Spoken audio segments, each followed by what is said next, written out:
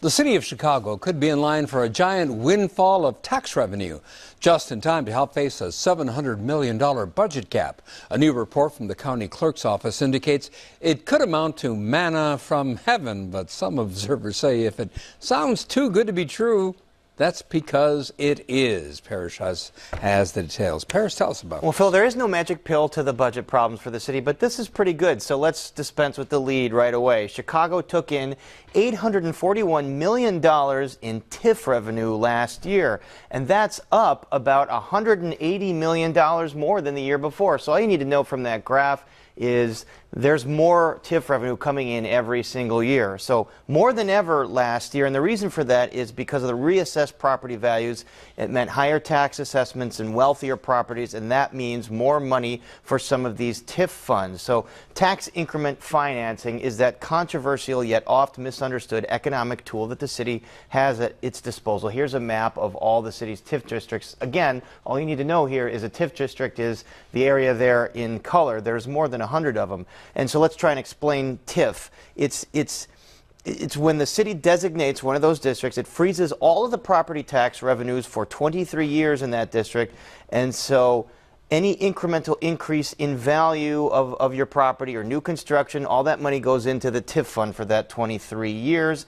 It's been described in the past as a slush fund controlled by the mayor. I mean, ideally it's to go to economic development projects or public infrastructure projects. Today, Cook County Clerk Karen Yarbrough came out with a comprehensive analysis of the city and county's TIFs so taxpayers know what they're paying for. It's the good, the bad, and the ugly. And what I think that our office is going to do is continue to try to get the electorate's attention on exactly what's happening here and what TIF dollars are for. I think they use it like a piggy bank. They know the money's there and they may use it for any number of things. So those of you who live somewhere where there's a TIF, or if you live in a TIF, you should pay attention to your village fathers and mothers on how the money's being used. So $180 million, that's a big chunk of money. Is that going to go, or would it go to filling the shortfall that the city is expected to see? It certainly could, Phil, but here's the issue. If there's a TIF surplus, the mayor has broad discretion to basically declare a TIF surplus, meaning there's more money in those TIF accounts than they need to spend on the projects that they've decided to spend it on. Mayor Emanuel has done this for years, but only a portion of that surplus would go to the city. It's in the tens of millions of dollars for the city budget. It's not hundreds of $millions through the surplus method. Closing the TIFs would be potentially hundreds, about 150 million potentially. But again, you would have to look to see that the work of the near south, near north, and the Kinsey corridor, three of the biggest TIFs that are set to expire, is done, and that you don't need their revenue for other purposes.